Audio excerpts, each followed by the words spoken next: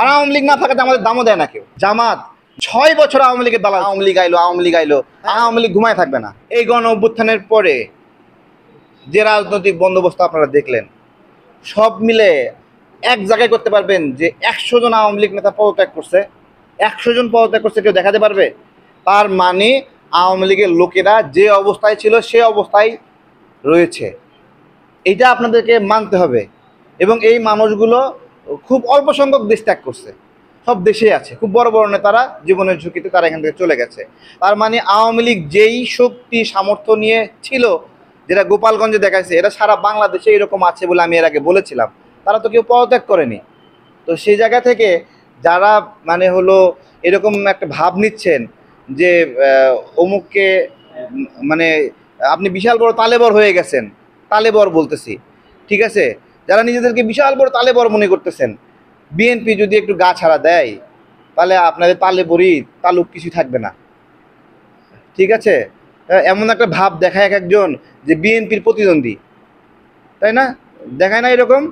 এবিবাড়ির 2 জন লোক নাই, কিন্তু বিএনপিকে নিয়ে বিশাল বড় বড় বক্তব্য দিচ্ছে ফুয়াদ ভাই। হ্যাঁ, বক্তব্য দিয়ে মনে হয় সব ফাড়াই ফেলছে। তো আপনার হলো কিন্তু আসলে কি নাই। তো এটা হলো একটা বাস্তবতা ভাই, আমারও নাই, আমিও এরকম। যারা নিজেদেরকে বিশাল বড় তালেবর মনে করতেছেন, তারা মনে করতেছেন আওয়ামী লীগ আজীবন ঘুমায় থাকবে। ভাই, আওয়ামী লীগ ঘুমায় থাকবে না।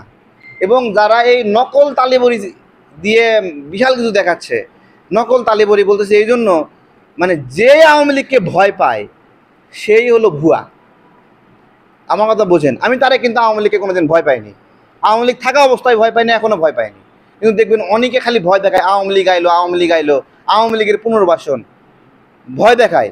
তার মানে ওর রাজনীতিতে হলো মানে কেবল দুধের বাচ্চা। ও আগে ভয় কখনো পায়নি, ওই জন্য আওয়ামী লীগ দুর্বল থাকা অবস্থায় দুর্বল আওয়ামী লীগে ও ভয় পায়। কিন্তু আমরা আওয়ামী লীগের নিপীড়নের সময় আওয়ামী লীগকে ফেস করে করে সহ্য করে করে এখানে ছিলাম। আমরা এখনো আওয়ামী লীগকে ভয় পাই না। আওয়ামী লীগ পুরা ফোর্স নিয়ে মাঠে নামুক, আমি আসি।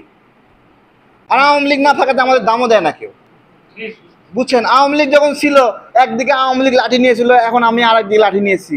আওয়ামী লীগের বিশাল শক্তি, পুলিশের সাথে নিয়ে আমরা দাঁড়ায় গেছি, আমাদেরকে সবাই বলতে সম্মানিত করছে। এখন আওয়ামী লীগের অনুপস্থিতিতে আমার লাঠিও ধরতে হয় না, এখন আমি বীরত্ব দেখাতে পারি না, এখন আমাকে বলছে তুই দালাল, ঠিক আছে। আর যারা আওয়ামী লীগের লুঙ্গির তলে ছিল তারা হয়ে গেছে বীর পুরুষ। জাতীয় পার্টির প্রতি অনুগত ছিল জামাত, তাহলে তার জাতীয় পার্টির প্রতি যে অনুগত, আওয়ামী লীগের অনুগত জাতীয় পার্টি, তো তাহলে এখন জাতীয় পার্টির অনুগত জামাতকে তাহলে নিষিদ্ধ করতে হবে। জামাতের বিপক্ষে মত একটা কিছু গেলেই জামাত বলে হলো দালাল, ঠিক আছে। শুধু একটা মতামতের জন্য আমাদেরকে দালাল বলে। অথচ জামাত 9 বছর জাতীয় পার্টি দালাল ছিল, 6 বছর আওয়ামী লীগের দালাল ছিল, আর 21 বছর বিএনপির দালাল ছিল। 53 বছরের প্রত্যেকটি বছর তারা দালাল ছিল।